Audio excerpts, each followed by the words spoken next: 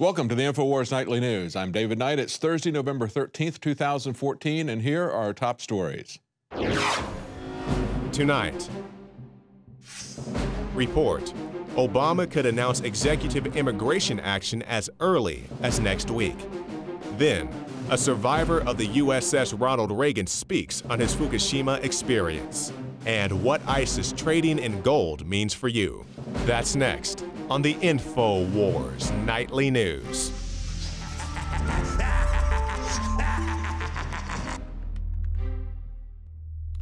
Well, whatever happened to the rule of law? Whatever happened to equal protection under the law? We see that next week we're going to have immigration amnesty granted by executive fiat by President Obama, but he's not the only one doing this. We're going to look at several cases of it, but let's first look at what Obama is going to do. A source from Fox News is reporting that Obama is going to announce a 10-point immigration plan via executive action as early as next week. They say that it's going to suspend deportations for millions of people. Now, the plan calls for expanding deferred action for illegal immigrants. Now, there's nothing really deferred about it because they're not planning on taking any action ever, but it's going to expand deferred action for children as well as extend it to their relatives who are here, the anchor baby issue. They also report that DHS is planning to promote a new naturalization process, giving a 50% discount on the first 10,000 applicants who come forward. That's right. Now, notice that they're not going to give that exemption, that discount, to people who have income levels above 200% of the poverty line. That's because in America, unlike every other country, unlike Mexico, unlike even Belize, we don't want people becoming citizens here to have a means of income or a means of support, have savings or income that they can rely on. We want to bring in the poorest of the people so that we can put them on the welfare rolls. That's called Cloward and Piven. That's the strategy that's behind this. But of course, it's also about rewarding those that he believes he can benefit from, those undocumented Democrats. Bring in about 5 million people. That should help them win the next election, of course. And they also report that they're going to extend technology jobs through an immigrant visa program that would offer another 500,000 immigrants a path to citizenship, including their spouses. That's right. We don't need to worry about providing jobs to Americans. We need to bring in engineers and technical positions from outside of the country. And then finally, there's a lot of people who are begging the president to go big. That's a quote from Juan Vargas, a Democrat from California. It looks like we no longer have to worry about a lame duck president. He's going to have a lot to do with executive orders. That lame duck issue was when we still had a legislature that wasn't a useless appendage. But it's not just the president, of course. We see privilege being extended by the Arkansas governor, who is going to pardon his son on drug charges. That's right, his son was arrested and charged with felony drug charges more than a decade ago. They then put him on supervised probation. They charged him with possession of a controlled substance with intent to deliver, but he got 3 years supervised probation. Now his daddy is going to give him a pardon. It's interesting to note that just this last summer, a signature petition effort to try to get medical marijuana on the ballot in Arkansas failed. So if you want marijuana for medical purposes, they'll throw you in jail. I don't see the governor granting pardons to people who have been put into jail for nonviolent use of medical marijuana, but if you're connected, you can get a pardon. Just like if you've got a political connection to Obama, you can get a pardon if you're here illegally. We also see in New York, we've got the cannibal cop who is now, looks like he's going to be sentenced to time served. They're going to change it over to a misdemeanor charge. This is someone, if you're not familiar with the case, a former New York City police officer whose bizarre online exchanges about kidnapping and eating women landed him behind bars and earned him tabloid infamy as the cannibal cop. Now, he faced a possible life term for kidnapping conspiracy. This is someone who essentially used his position as a police officer to look up information about women and then troll them and threaten them that he was going to essentially torture, kill them, and eat them. Now, if this was somebody doing this as part of an FBI scam where the FBI went to someone and cooked up some kind of a terrorist scam so they could look good and then turn them in, broke up the false flag that they had essentially started, those people would be looking at a very stiff jail sentence. But this guy basically says, well, I really wasn't going to do anything about it. Really? it's still a conspiracy. He was still conspiring to do it. He still got the information. He still followed them. He gets a free pass because he's connected. Just as we saw this story yesterday that Jakari Jackson covered on the nightly news last night, the Afghanistan opium harvest at record high as NATO withdraws. It has nothing to do with NATO withdrawing. It has everything to do with NATO being there. They're going to come after those who aren't their drug partners, but those who are, they're going to assist them. Remember that in Afghanistan, before we went there, they only had 10% of the world's supply. After we were there for a few years, 90%, and every year is a record crop. It has nothing to do with NATO leaving. Now, later in the program, we're going to be joined with Ted Anderson of Midas Resources, and we're going to talk to him about gold because, as you might remember, a few days ago, we had a clip surface from Alan Greenspan, former Federal Reserve chairman, talking to the Council on Foreign Relations about how important he thought gold was. Now, today we have the story from Kurt Nimmo, How to Demonize Gold, Make It the Preferred ISIS Method of Exchange. He points out the fiat money system hates gold, except in private, as we'll see. Banksters love the faith and fraud-based ability of paper and never tire of dissing currencies based on physical commodities, such as gold or silver. Now we see that ISIS is saying that that's what they're going to base their currency on, not a paper currency. They're not going to get tied into the West banking system, but they're going to be independent of it with gold. Exactly what Alan Greenspan is saying. So we're going to have his comments analyzed by Ted Anderson of Midas Resources. We're also going to look at the movement. In about 17 days, the Swiss are going to be voting on whether or not they want to go back to having gold back the Swiss franc. And there's also some interesting developments in Oklahoma. So stay with us right after the break. We're going to have that interview as well as some more reports. We'll be right back. Introducing the first proprietary oxygen-based intestinal cleanser, OxyPowder. Backed by FDA-approved Phase 1, 2, and 3 clinical trials. All the toxins from the air, the food, the water, ultimately ends up in the gut or affects the gut. Take your health into your own hands and start cleansing your body today with OxyPowder. Secure your OxyPowder today at InfoWarsLife.com. That's InfoWarsLife.com. The globalist social engineers are not just targeting us with propaganda. They are manipulating our genetics. We are being targeted at every level by estrogen mimickers that lower our testosterone and other hormones and natural compounds that the body needs. After consulting top doctors, nutritionists, pharmacists, and others, we have developed what I believe is the ultimate non-GMO organic super male vitality formula sourced from powerful organic herbs and then concentrated for maximum potency. Super Male Vitality was developed to activate your body's own natural processes instead of using synthetic chemicals. Super Male Vitality by InfoWars Life is so powerful that I only take half the recommended dose. For a limited time, we are offering 15% off Super Male Vitality at InfoWarsLife.com to introduce you to this powerful supplement. Visit InfoWarsLife.com today to secure your Super Male Vitality. InfoWarsLife.com. Welcome back. Now, it's been 3.5 years since Fukushima, and of course, we're told there's nothing to worry about. Move along, there's nothing to see here. It's not going to affect anybody's health. Well, joining us today is Steve Simmons. He was a retired lieutenant. He served with the U.S. Navy for 17 years, and he and a lot of other soldiers who were in the area as that happened are living proof that there is something to be concerned about at Fukushima. Thank you so much for joining us today, Steve. Thank you. Let's talk first about what your mission was there. Now, you were on the USS Reagan, but there were a lot of other ships that were there. I think it's about 25 in total. Was that correct? You know, I honestly don't know the accurate numbers of what ships were there in the area. Now, what were you guys supposed to do as this nuclear reactor is having problems and suffering coolant issues and everything? What were you supposed to do there?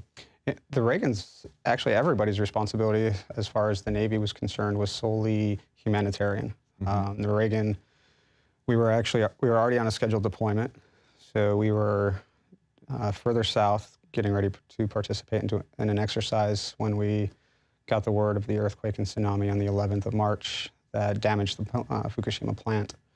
And on the 12th of March, we arrived on station off the coast of Japan to start providing humanitarian assistance to all the displaced citizens of Japan. Okay. So you were there primarily not to do something about the nuclear reactor. No, not at all. You were there to help people as a result of the storm and the earthquake, actually, that had happened that created this. Yeah, okay. All right, so you're there deployed to help people in Japan, and yet nobody is advising the military about the problems that are going on at Fukushima. Is that correct? I'm sure the information was getting out. I just don't think that it was accurate information. Mm-hmm. The location that we were operating in, at one point we had actually sat in a nuclear plume for over 5 hours. Mm-hmm. And we had to secure the ventilation. We had to secure the water because contaminants had got sucked up into the water system. And what does that mean when you get the water, when it gets sucked up into the water system? How does that affect the sailors that are on the ships? Everything that happens on the carrier that involves water is straight seawater. Mm-hmm. I should rephrase. Not everything is straight seawater, but everything is seawater in the aspect of that's where it starts. Mm-hmm. Some of it gets filtered. The stuff that's going off to the water fountains, the soda machines, that kind of stuff is all filtered. And then you have the other things such as your plumbing, your toilets and stuff like that. That is straight seawater. The water that's used to wash aircraft, wash the flight deck, that's seawater. Mm-hmm. So if the contaminants are in the water, then you're going to be susceptible to ingestion of that. Okay, all right. So you've got water that's being used that's drawn up out of the sea that's contaminated. You're also getting contamination from the air. And how long did this go on? How long were you there? Now, the Reagan was on station for just about 30 days. Wow, okay. All right, so when did you come back and when did you start to notice symptoms? The Reagan finished up deployment in September of 2011. About 6 months? Mm-hmm. We were on a 7-month deployment. Mm-hmm. We left in February. Mm-hmm. So we arrived back in the States the beginning of September, and that's when I actually transferred from the ship. I transferred out to DC.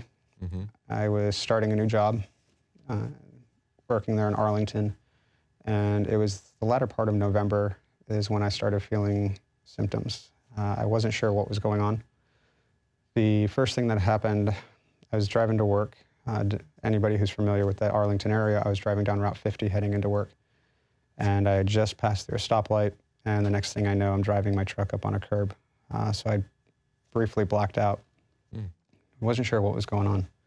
I started to feel, honestly, I thought it was kind of a flu, maybe a flu virus or stomach bugs or something going on. Mm-hmm. Figured a few days it would be gone. After I finally got to work, I called my wife and explained to her what happened. She called my doctor there out in Fairfax and scheduled me an appointment. They ran a bunch of labs, some minor abnormalities, but nothing that could lead them in any direction. So eventually they sent me off to the infectious disease clinic up at Walter Reed. And kind of the same thing there, bunch of labs, really nothing coming back that would give them an indication of what was going on. Did you tell any of these people that you had been at Fukushima? I did. In fact, it was by January, so this was November, end of November into December, and then by January, I was actually admitted for the first time into Walter Reed. I was having uncontrollable fevers, severe night sweats. I had dropped initially between 20 to 25 pounds. Wow. Some of that I managed to get back, but I still struggle with that today to keep it. And so during my first hospitalization, I told the intern about the deployment and about being on station and sitting in a nuclear plume for over 5 hours, and that maybe there was a connection. Up until that point, I had been healthy. Mm-hmm. I've had some orthopedic issues, but who wouldn't after a lifetime of sports? Mm-hmm. So I'd been healthy the summer before. I was in Hawaii. So summer of 2010, I was doing trail runs in Hawaii, hiking Diamond Head. The following day, hiking Stairway to Heaven, wow, which is a strenuous hike in itself. Yeah. And even during the deployment, I was doing P90X and Insanity workouts, and sometimes I would do a hybrid between the two workouts. So I wasn't one to shy away from strenuous activity or anything like that. And then, of course, I tried to get on a golf course as much as possible. So when I finally brought it up in January to the intern, the first thing he said to me, he blew it off right away. He immediately said, well, if this was radiation, you should have seen symptoms long before this. This is less than 1 year after the incident occurred. And I'd already been frustrated at that point. So my initial response back to this intern was, I'm not a doctor, but you should go back to med school because you obviously know nothing about radiation. You know, look at history, look at what happened with Chernobyl, look at all the individuals and patients who had developed cancer 20, 30 years after Chernobyl happened. And you're going to sit here and tell me that I should have seen symptoms long before 1 year. And the timing is going to be dose dependent, of course. Absolutely, and it's also going to be dependent on the individual's genome. You know, everybody's going to react differently to the radiation exposure. Some people may never see a symptom, and God bless them if they don't. Some people may see symptoms 20 years from now or 30 years from now. Unfortunately, we've already had a sailor from the Reagan who was assigned to one of the squadrons in the air wing who passed away this past April. And he was in his 30s, and he developed a rare form of cancer that is very seldom seen in anybody below the age of 60. And he left behind his young daughter. And, you know, at this point, everybody still fights to get acknowledgement that radiation was the catalyst. So as it stands right now, you're not really getting any acknowledgement from the VA. They're not going to tie this to your time there. They're treating the symptoms, but they're not going to talk about it being tied in any way to radiation exposure. At this point, nobody's making the connection. Whether they don't want to, whether they're afraid, whether they're reserved to make that connection because of potential backlash from the beginning. The statement has been the same since the beginning. Now, we were talking just before the interview, and you said that when you went to one doctor, he made it very clear to you that he was not going to go towards any kind of diagnosis about it being nuclear. Is that correct? And you had other indications that there's an awareness. They certainly know what the situation is, and they just don't want to even talk about it. Is that correct? Or? There's plenty of awareness out there about this. You know, when I first got to the VA, one of the doctors I had seen, aside from getting past the introduction of who we were, one of the first things that was said to me was, I can't tie this to radiation, so don't bother to ask. His mind's already made up. Correct. Yeah, exactly. And he's gotten a memo or something. I feel like that's, but you know, I feel that's the case. I feel like there's something circulating, whether a memo, whether it's Isn't that interesting that you go to a doctor and he would tell you right off the bat? Correct. Okay, I can look at you, but I'm telling you right now, I can't go in this direction. I can't tie it to a particular thing. They've already got a preconceived notion about where they're going to be allowed to go and where they're not going to be allowed to go. Correct. And you know, one of the other doctors I had seen during the course of the last 3 years and diagnostics and trying to figure out exactly what's been going on, I had brought up, again, the radiation, and I've brought up the fact that there's one condition that just about all of my symptoms fit into, which is chronic radiation syndrome. And the doctor responded with, we don't want to go that way because we want to look for something that we can treat. I understand that. You know, I understand that doctors want to find something that they can treat, but at the same time, everybody else needs closure. Everybody else needs to know what we're dealing with, why we're, you know, why our... Well, I guess the thing that concerns all of us is so many times we see this, whether it is your particular incident or just the general health effects of Fukushima as it works its, you know, the radiation works its way through the environment. The fact that they want to downplay the health risks of that, the fact that they want to downplay the health risks of vaccines or of fluoride, things that certainly something could be done about it. They continue to put those, and of course, you know, with the radiation, to inform people of what the risks are, let people take their own precautions, and yet they want to pretend that it doesn't exist, and they would rather just treat the symptoms, treat the cancer, rather than addressing the root cause of the cancer, where it could help somebody. That's what we see over and over again.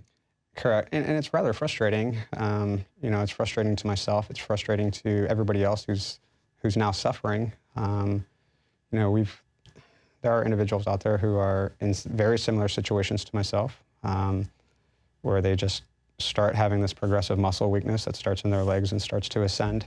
There's individuals out there who have developed different forms of cancer, leukemia, children of service members now born with birth defects because of their service over there.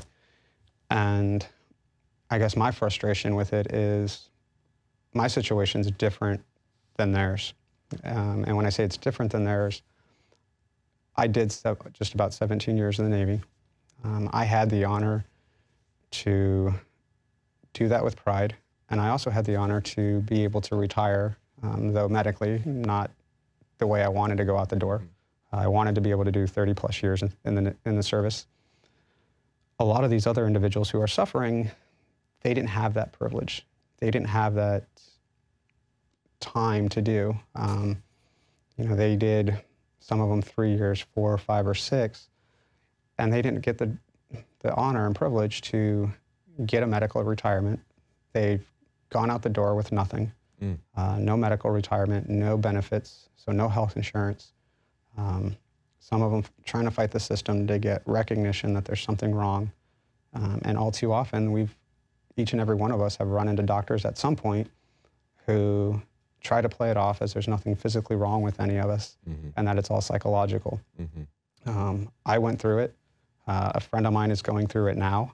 A friend of mine has even been escorted out of a clinic by security because they told him he was faking. Wow. And that is not how you treat a patient. That is not, and he is Was that a VA clinic? No, that is actually a military facility. In fact, he had one doctor who told him, because his situation is very similar to mine, and he got to the point where he was trying to ambulate using forearm crutches, but it was just taking its toll on him. And so he had a doctor who recommended that it's time for him to move to a wheelchair, and preferably a power chair to save his joints, save his shoulders. And when he went to get fitted for a chair, there was another physician in that clinic who didn't see eye to eye on things. And she made it a point, this doctor made it a point to say, you don't need a chair, you're faking, and you need to leave, and then called security and had him escorted out of there. Wow. I don't know what's going on. I don't care who the doctor is. Yeah. But at what point can there be something said or done that would make a doctor go against a Hippocratic oath that they took? Yes. Not to cause further harm to a patient. Yeah, that's amazing. And it happens every day. Wow. My friend has also had other doctors who have told him that they've made a conscious decision not to align themselves with the doctors who are trying to convince everybody that it's all psychological.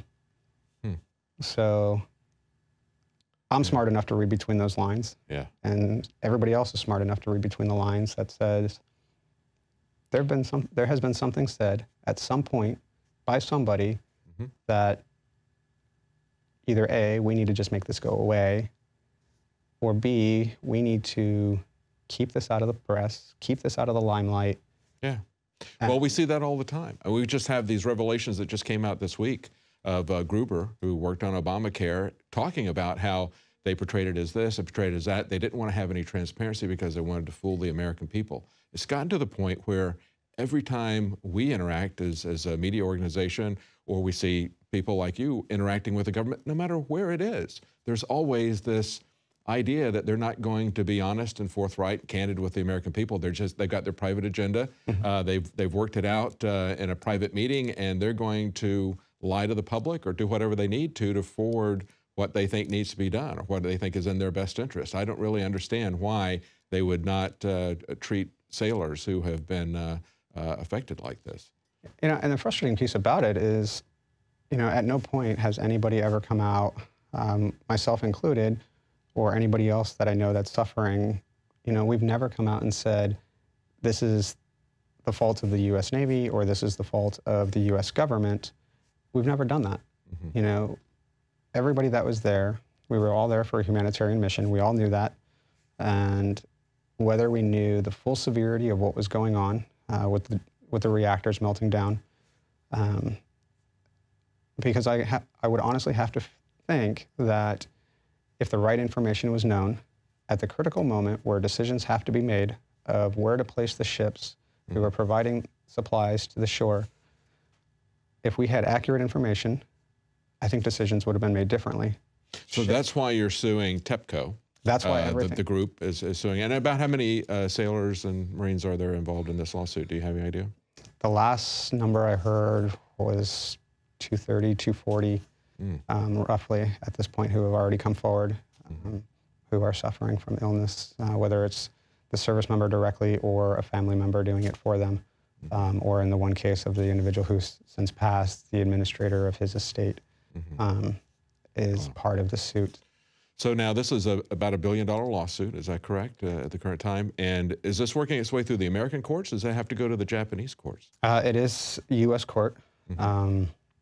Just recently there was a ruling down in San Diego where it is going to allow the hearing to the court case to continue to proceed forward. Tokyo Electric had made a motion, their attorneys had made a motion to either dismiss the case completely, dismiss with prejudice, meaning we could never bring it up again, or to move it to Japan. And the attorneys who are handling the case, as of right now, they've been doing this. They're the ones that have been biting the bullet. They're the ones who've been doing this out of their pockets at this point. And, you know, they made a good argument. They made it a strong argument to get the judge to understand that if she dismisses the case with prejudice as TEPCO wanted and their attorneys wanted, our voice is gone. Because at that point, we would have to go through appellate courts and everything else to try to continue to move this forward. And they also, the attorneys that are handling the case as well, they also made a motion to add additional defendants, such as GE, who was the original designer of the plant, who knew that there was faulty equipment going into the plant when constructed, which... And along those lines, the former head of the Nuclear Regulatory Commission said after Fukushima, he said, we ought to shut down every single nuclear reactor in the United States because they have that same inherent design flaw that could possibly cause this to happen. So it is something that is a massive cover-up of both the reactor design as well as what was going on there, as well as the aftermath, because we've seen people, notably the man who was in charge of the cleanup, has died, and of course they said had nothing to do with that. You know, I think it was a cancer that he died from. And there's also been a report that surfaced, I don't remember how long ago, there was a report that surfaced talking about the increase of thyroid cancers within young children in and around the Fukushima area. So there's obviously a problem. There's obviously... Well, we're nearly out of time, but just before we leave, I was just curious when you mentioned the thyroid cancer. Did they do anything on board ship to ameliorate the exposure to that you might suffer from water and other things, other than just battening down the hatches when that you were in the radiation plume? The only thing that really happened for those who, the air crew who were flying ashore, taking the supplies from the ship to the shore, they were given KI tablets.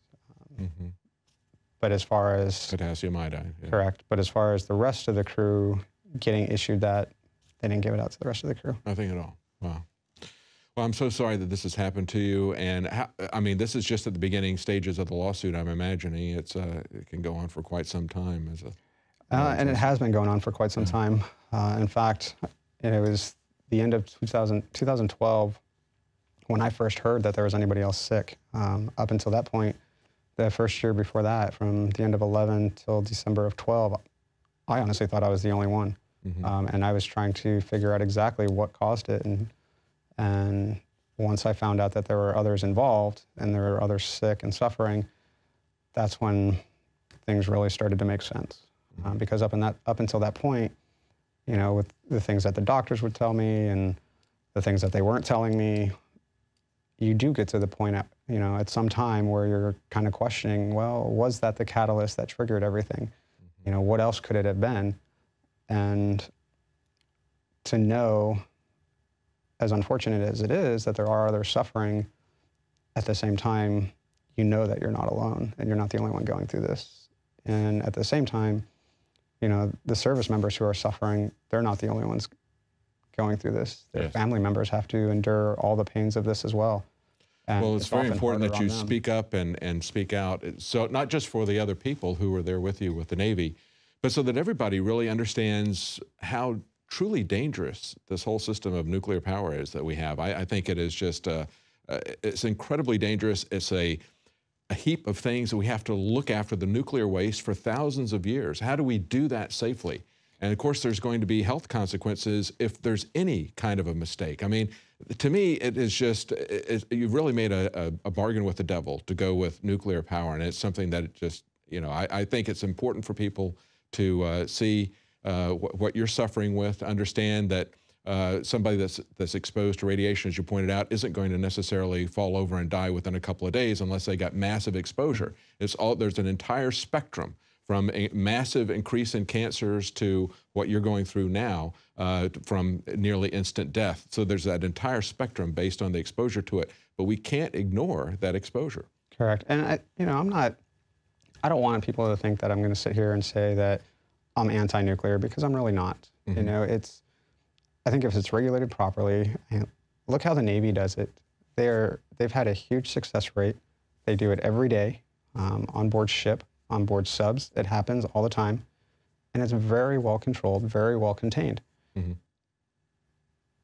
If the rest of the world or other individuals would get on board and either try to take what works from them, what doesn't work for them, and even implement that into their own plants, things may even get better, things may change. I recall reading an article before about, I wish I knew the president's name. I understand what you're saying. I would put myself firmly in the anti-nuclear camp, because I'm concerned about the long-term disposal of the wastes, and that's part of what we saw happen at Fukushima. And then the idea that we have to have a perfect track record for thousands of years in order for this to work as well as it needs to without exposing people, that's the thing that really concerns me. But I'm so sorry for what you're going through and the others who are there.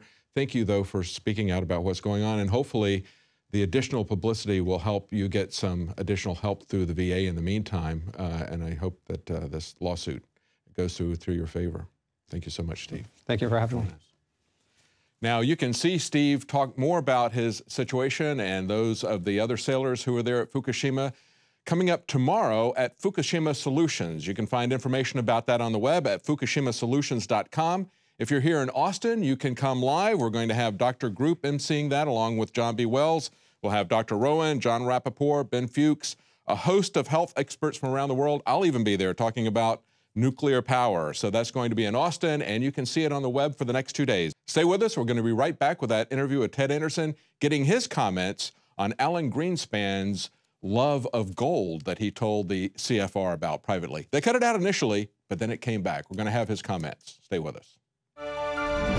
Another major health threat, this one in Toledo, Ohio, where everybody in the entire city has been told not to drink the water. Ohio's governor declaring a state of emergency. Did you know that the average person uses about 80 to 100 gallons of water at home every single day? If there's a water emergency, will you be prepared? Panicked residents forming long lines throughout the day. We're here at a supermarket in Toledo. You can see the shelves empty where water once was. To stay safe and healthy during a crisis, you must have access to safe, clean water. Water which will not be available at your local grocery store. There's a mad dash on right now to stock up on supplies. The ProPure Pro 1 G2.0 water filtration system is a must-have for every modern, independently minded household. Protect your family's safety during an emergency. Go to InfoWarsStore.com today to purchase your ProPure Pro 1 G2.0 water filtration system, or call 1-888-253-3139. Hi, I'm Dr. Edward Group. Today I'd like to talk about the war on women.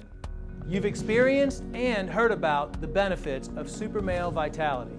Now, the new formula has arrived. Introducing the new Super Female Vitality. I have specifically designed this formula to help the body naturally regulate itself without the use of artificial hormones.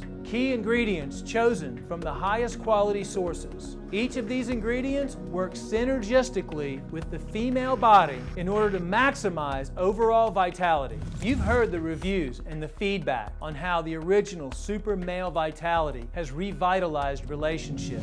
Now, both the man and the woman can have the revitalization in their own bodies with Super Male Vitality and Super Female Vitality. Secure your Super Female Vitality today from our limited stock at InfoWarsLife.com.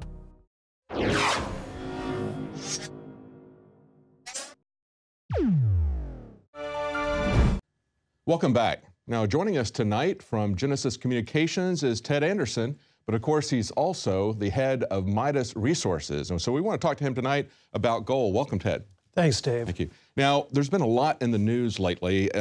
Going back just to April of this year, we had the Oklahoma legislature reaffirm gold and silver as money. In other words, reaffirming our Constitution, right? But the interesting thing to me about that is that they're now not going to tax, as far as Oklahoma income tax, they're not going to tax the exchange of gold and silver because it's a currency rather than a commodity as far as they're looking at it. But there's also some other interesting breaking news that we've had. Just 5 days ago, we had some transcripts, and we're going to play a little bit of this and let you respond to it. Alan Greenspan talking to the Council on Foreign Relations about gold. And basically, he sounds like a gold bug. So we want to talk about that. But then in 7 days, actually, no, 17 days, the end of this month, there's going to be a referendum in Switzerland where they're going to vote as to whether they're going to back their currency again with gold. And I think that's a key thing we need to talk about is how they use these fiat currencies to manipulate the economy, to manipulate us just like they do with interest rates. But let's talk first about why they're demonizing gold in public and then in private, they're accumulating it. Let's go to one of these clips from Greenspan. I'll let you respond to this. Gold is a currency. It is still, by all evidences, the premier currency where no fiat currency, including the dollar, can match it. All right, so he says it's a currency, a premier currency, and the dollar can't even match it. What do you make of that? Well, Greenspan, of course, has been a gold bug and was when he was in college and then became sort of an elitist when he became the central bank, in charge of the central bank of the United States, the Federal Reserve Bank. But the reason why he's saying that is because we have been in this currency war with other countries. We resort to spending and inflating our currency, pushing the value of our currency down against foreign countries to try to expand on our exports and increase our economy. Of course, foreign countries have to also react to that, deflating their currency value as well. And it's this constant currency war that goes on. And so Alan Greenspan's looking at this whole game being played, and he's just saying, hey, there's nothing that you can do that matches gold in these foreign countries or in the United States with the paper currencies. The reason being is because we can't maintain control of supply versus demand for products, goods, and services. The GDP doesn't go up in relationship to the expansion of currency. Therefore, the currency loses purchasing power. Greenspan says, hey, gold is a fixed supply. You can only pull so much out of the ground. It's been money for thousands of years. They found it in King Tut's tomb. They didn't find US dollar in King Tut's tomb. So obviously, gold is going to be much more valuable in the future as long as these central banks keep playing games like they do. You know, listening to this CFR presentation that Greenspan gave, he sounds like Ron Paul. He even goes back over the history of gold to some extent, goes back to World War II, and talks about its intrinsic value and how you could see that at the end of World War II with Germany. Let's listen to this clip. Intrinsic currencies like gold and silver, for example, are acceptable without a third-party guarantee. And, I mean, for example, at the end of World War II, or just at the end of it, Germany could not import goods without payment in gold. The person who shipped the goods in would accept the gold and didn't care if there's any credit standard associated with it. All right, so that's a very important aspect of gold, that it's not somebody else's debt. It's got intrinsic value. That's what he was essentially talking about. That's why the Nazis were forced to use it, because nobody was going to take their paper money, right? Well, exactly. I mean, if you think about it, Dave, I mean, World War II was obviously preceded by World War I, and the currency, just the Weimar Republic note, just went turned into, you know, basically toilet paper, or you know, it was more valuable to trade a wheelbarrow than it would be a wheelbarrow full of money. When a currency loses purchasing power, gold in itself becomes more valuable. And the reason why they wouldn't take the country's currency is because the currency may not have held no value overseas or anywhere. Gold, like Greenspan says, in it itself is value. It has no attachment to anybody's debt or anybody's ability to pay. It is money. And we've seen that. Everybody knows about the Weimar Republic as an example, people showing up with a wheelbarrow full of paper notes to buy a loaf of bread. But of course, we've seen that in many other countries, haven't we? We've seen super hyperinflation in many other countries in Africa and South America and other places, haven't we? Precisely. And that's exactly why people need to get into gold and silver both. Silver is a much more smaller form, easier to trade for smaller items. Gold is a store of wealth that can be used portable in much larger sums of money, obviously. But yeah, indeed, if you're looking at any of these second and third world countries, and now we're even concerned about the United States, gold and silver simply makes sense. Let's take one more quote from Greenspan. I want to get your response to that. Why do central banks put money into an asset which has no rate of return, but cost of storage and insurance and everything else like that? Why are they doing that?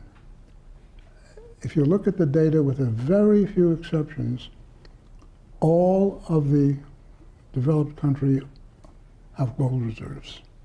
Why? So basically, he's asking the same questions that an individual investor would ask.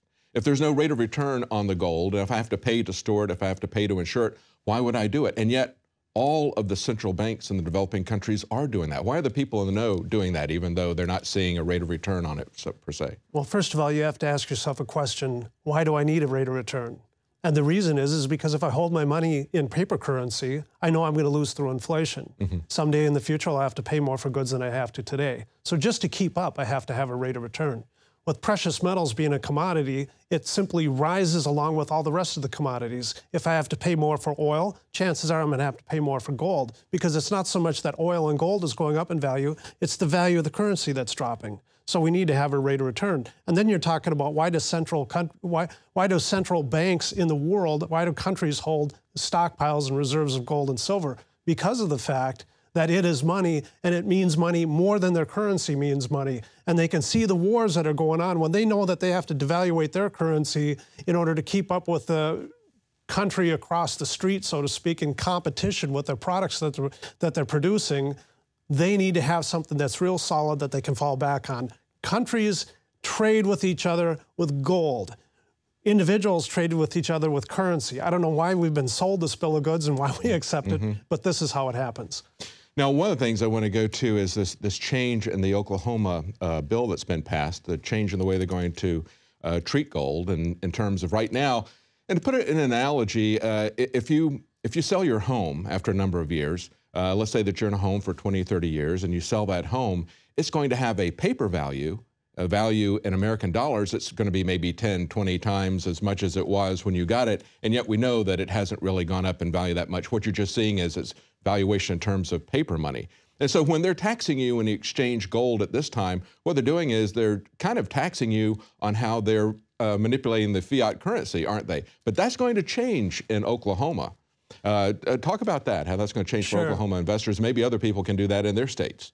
Well, this is very similar to what Kurt Bills put a bill through in Minnesota, which did not pass, but Oklahoma's adopting this. And we also seen the same thing in Utah. It's more about, if we're trading currency amongst each other, we don't charge a sales tax. If I give you $1, you don't have to pay sales tax on that dollar. The sales tax on gold, you do have to pay in many of the states right now. So one of the ways to get around having to charge sales tax for a purchase of gold and silver is if the state itself remonetizes the gold. And now when they call it currency, you no longer have a sales tax involved. And so several of the states in the United States have gotten away from charging sales tax because they look at the purchase of a gold and silver coin as an investment rather than a consumable, if you will. You're buying it for resale, for later resale. That's typically why you don't charge sales tax, because you're looking to resell it in the future. In this particular case, Oklahoma is looking at getting more towards purchasing gold and silver without having to charge sales tax because so many people have to go outside of the state to buy the gold and silver. Happens in Minnesota. Texas happens to be a place where you can buy gold and silver without having sales tax to a certain degree after you overreach a certain amount. California was one of the very first states to adopt this policy.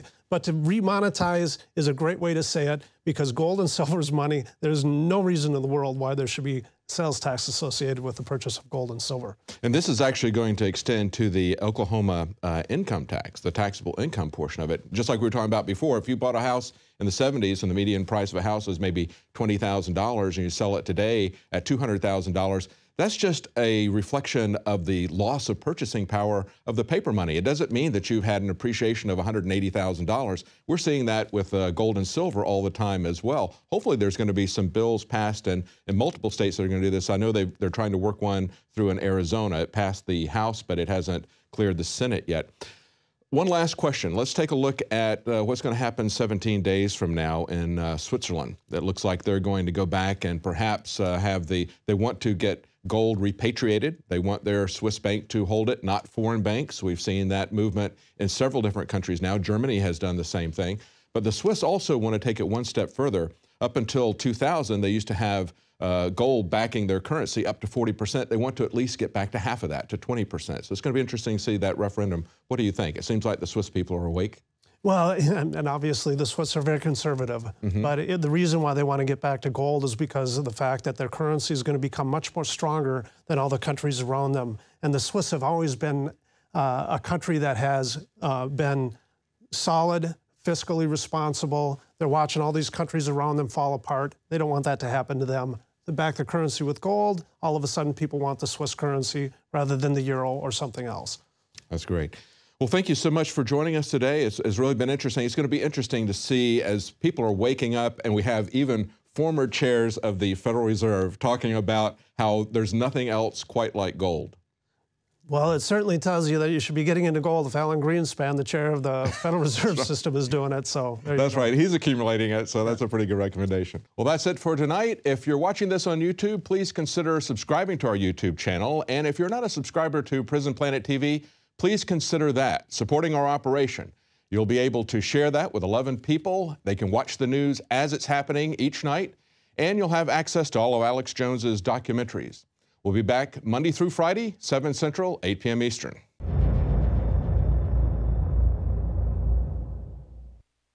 Celebrate the spirit of freedom and liberty upon which our nation was founded at InfoWarsShop.com. Molon Lave is ancient Greek for come and take it. This popular design combines both classic Greek Spartan imagery with modern M16 assault rifles. Now available in women's tees and proudly made in the USA. Celebrate the spirit of 1776 with the George Washington brass belt buckle or this incredibly sharp-looking 1776 hat. Badass. And be sure to check out the new arrivals at InfoWars Life, where you can prepare your body to perform at peak levels with Survival Shield Nascent Iodine, Super Male Vitality, and Fluoride Shield. And wake up, America. Immune Support Blend is the healthy choice for the gourmet coffee lover. So get incredibly high-quality, freedom-based products and help fund the revolution at InfoWarsShop.com.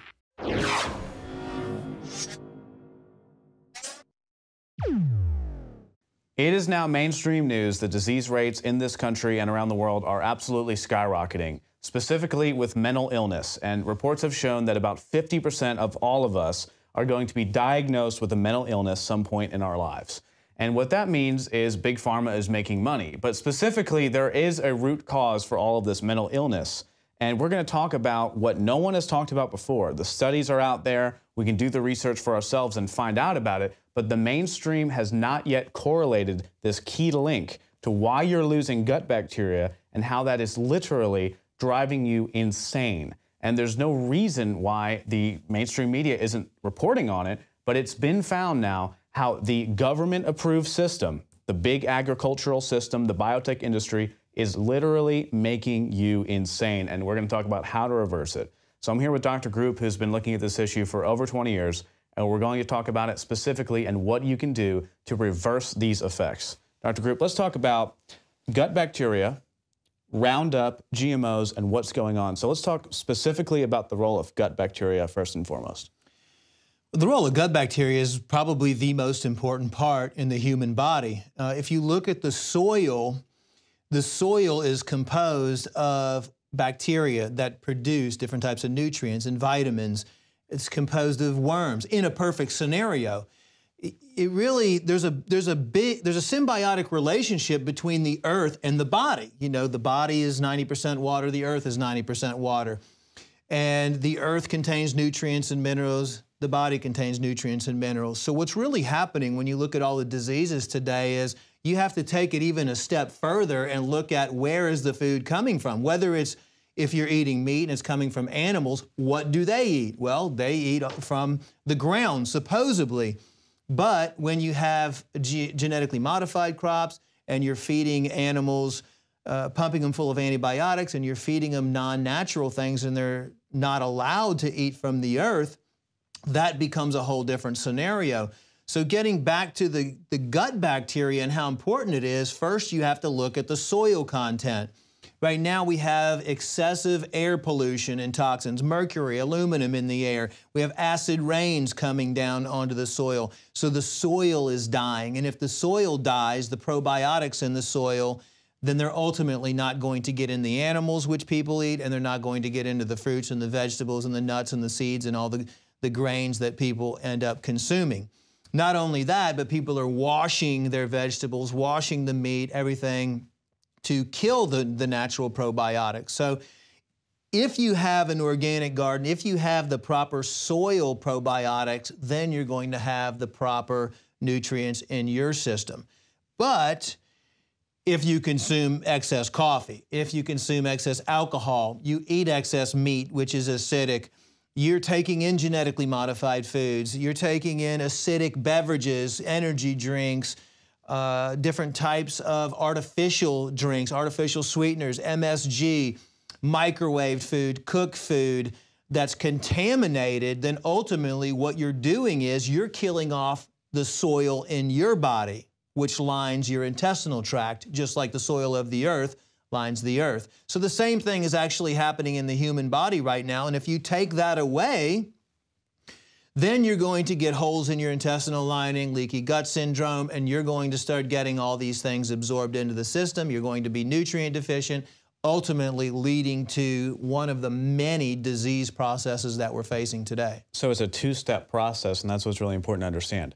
First, they're depleting the soil, depleting the crops of probiotic bacteria because they're not tilling it properly, they're destroying it overall. But really what I think it is Monsanto's Roundup, the glyphosate. Because if you think about it, glyphosate is patented and registered as an antibiotic. And that's the key. It's really a two-step process because they're depleting the soil of the probiotic bacteria that we need. They're depleting it in all of the crops. And specifically, they're not tilling the fields and all that stuff. They're not letting it rest and everything that we've been doing for thousands of years. But I think the number one key is Monsanto's Roundup with glyphosate in it. Because if you look at the patent, Monsanto owns the patent for glyphosate, which is used in Roundup. It's actually registered as, sure, an herbicide, but also mainly an antibiotic. And what do antibiotics do? They kill beneficial bacteria. So it's a two-step process. And then you're eating crops which are sprayed with Roundup. So you're eating antibiotics all the time, and then you're drinking the alcohol. Then you're taking the genuine pharmaceutical antibiotics. And what all this is doing, it's a culmination. You know, isn't it just a culmination of a biological attack on your body? And I just want to reference one key piece, one study I want everyone to look up, the UCLA piece from UCLA. Changing gut bacteria through diet affects brain function, UCLA study shows. This is from May 28, 2013. And I know we talked a long time ago. You've known this since, I guess, the 80s or 90s. You've already known this for a long time, but now the UCLA is actually looking into it. And it says UCLA researchers now have the first evidence that bacteria ingested in food can affect brain function in humans. The first evidence, yeah, right, it's been known for a long time. An early proof of concept study of healthy women, they found that women who regularly consumed beneficial bacteria known as probiotics through yogurt showed altered brain function, both while in a resting state and in response to an emotional task.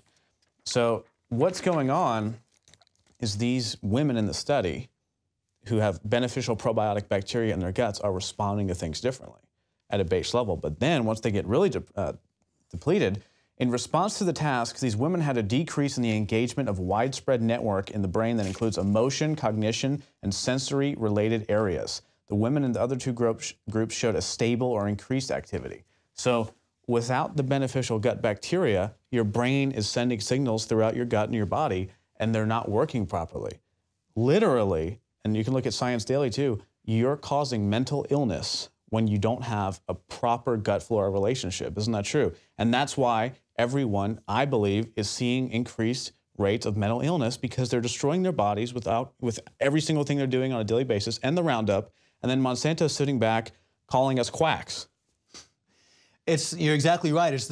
And I've been studying gut health for years and years and years, and every time I try to go into a different direction, it always brings me back to gut health. Whether you study fluoride, whether you study GMOs, whether you study gluten, mineral deficiency, vitamin deficiency, it doesn't matter. Every single negative health complaint or symptom or disease, including cancer, you can track back to gut health.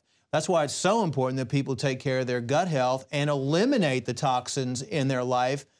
Breathe clean air, drink clean water. Another thing that the gut needs a lot of is clean water, and people are not putting that amount into their system. So you have to think of it like growing your own organic garden inside of your body.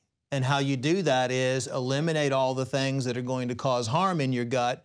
And it's as simple as keeping your gut cleansed with an oxygen-based cleanser like Oxy powder on a regular basis, and using a good probiotic supplement to keep those probiotic organisms working for you in your body and fighting off any of the negative bacterial organisms. A lot of people have an overgrowth of candida in their gut, a yeast, and they have worms or they have parasites.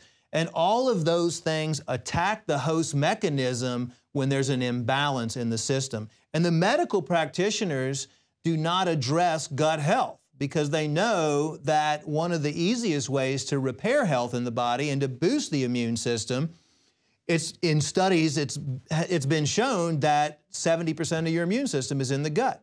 Your appendix rules your whole body. It tells your endocrine system what to do, your neurological system what to do. Fix the gut, fix the body. That's the solution. And then they don't know that they have candida, they have worms, or they have megaparasites in their body. They just feel bloated all day. They can't digest their food. I mean, I've battled with candida for a long time. Once you realize what it is, then you can go in and actually systematically affect the solution. But I think the key thing is that doctors now are realizing this. I mean, you've realized it for 30 years now. But I've gone to the mainstream doctors, and they're even saying, hey, you know, you might want to check if you have candida and all of this, because it's becoming so clear with these studies. The thing that I don't like about these studies is they act like it's some type of revolutionary new secret that your gut is actually important. Of course it's important. Of course gut flora is so essential. We've known that for thousands of years. That's why we treat the crops the way we do. We treat the soil the way we do. We just didn't know thousands of years ago that it was these little microorganisms that were fueling our body in every way and giving us energy and life. We just thought, you know, if we let the soil rest for a while and regrow its magical properties, then we can have better crops. We've known it for so long. Now the science just says, oh, that's phooey. And then, oh, actually, did you know probiotics are actually good for you? This revolutionary new study, it's hilarious. So how long have you been saying this before this was even come out in 2013? Oh, well, I was studying manuscripts from ancient Egyptians, and you can look in any biblical text or any type of religious text, and they all talk about the importance of the gut, and that's why they would go on fast for a certain amount of time. Still, some cultures today fast 1 day a week on water. There's been studies that show that just 1 day out of the week, if you fast on water, supports probiotic growth, friendly probiotic growth in your bowel. But if you constantly kill all those bacteria off, look at the water supply, okay? The public water supply. It's got fluoride, it's got chlorine, it's got arsenic in it, it's got medications residue in it. Just drinking, going to a restaurant or going to a coffee shop and getting the latte that you want to drink every single day, the chemicals in that alone will kill off the gut bacteria. Well, you know why they say sodium fluoride is good topically, which is not, is because it kills the bad bacteria in your teeth. Well, when you swallow it, what bacteria do you think it's killing in your gut? And then they have antibiotics in the water supply because everyone's on all these pills, and then you're drinking that all day long. So let's talk about solutions. Let's narrow down a few key solutions that you think are essential to reigniting gut flora. What are they? Solutions is switch to an organic diet. Number one, you want to reduce the amount of toxins that you're putting into your system on a regular basis. Solution number two, give up all the beverages that you put inside your system except for water. The body doesn't need anything else but water except for during the breastfeeding time when you're a baby and you breastfeed. After that, the only thing the body wants and needs is pure, clean water. And that doesn't mean tap water from the city. That means either distilled water or filtered water. Get a filter that filters out the fluoride. And here's a tip too. Filtered water by FDA meanings doesn't mean anything. Purified water does. Right, right. I recommend distilled water. And here's another tip. This is a tip number 3, is use organic raw apple cider vinegar. It has bacteria in it already. It has live enzymes in it. Make sure it doesn't get heated. It has the mother in it. It's a very inexpensive way to help repair your gut with just water, good food. And the next thing is take good supplementation. You know, vitamin B, iodine helps repair the gut. Oxy powder, cleaning it out on a regular basis, providing excess oxygen into the gut tissue, taking good probiotic blends, the ones that are refrigerated that have at least 15 to 20 different probiotic blends in them. Take those on a regular basis. Eliminate the high fructose corn syrup that you're bringing in. That also has a negative effect on the gut bacteria. Looking at your whole lifestyle, you know, everybody's different. Everybody lives in different environments. If you can focus on your gut and nurture your gut as if you were growing your own plant or raising your own child and put that much love and energy into your gut, and then your gut will thank you for it. You're going to spend more money every time you're sick and gas going back and forth to the hospital, paying the doctor's bills. You know, now you have to worry about this whole Obamacare thing where you're going to be fined if you don't sign up on the system. Health care, like true health care, is really not that expensive.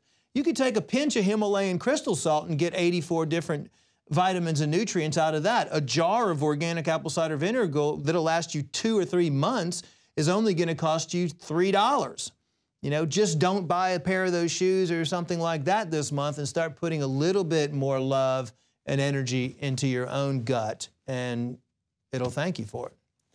You know, everyone's always asking how to bolster their immune system, and specifically whether it's the flu or Ebola or whatever, everyone's freaking out saying, how do I do it right now? What's the answer? It always comes down to gut health. So the main line of defense overall is to give your body what it needs. And in the case of probiotics, I think it's, and Dr. Group would agree, one of the most essential important things to start regrowing in your body. And what's fun to me is that you can do it naturally. You can go home and eat fermented foods, or you can just stop drinking garbage every day like Coca-Cola, or you can stop buying pesticide-ridden antibiotic, because that's what Roundup is. Monsanto's #1 selling herbicide is actually an antibiotic by patent. Stop putting that into your body and recreate your system, and you'll notice your skin changes, your digestion changes. Every single thing about your body is going to change in a way that could be extremely drastic, and we've already gotten multiple people saying it's working for them. So I encourage you to take control of your own health, because the government is not going to show you how to do it. And you're a classically trained MD who gets 4 hours of nutrition classes and would be hard-pressed to even know what a probiotic is in many cases. Unfortunately, I know many of them who are good people, but it's true. So take control of your own health and look at the research, look at the connection, and stop letting the government-approved agriculture system make you insane. You are watching the InfoWars Nightly News, which airs 7 p.m. Central at InfoWarsNews.com. Members can share their passcodes with up to 11 other people, and your support is helping us defend liberty worldwide.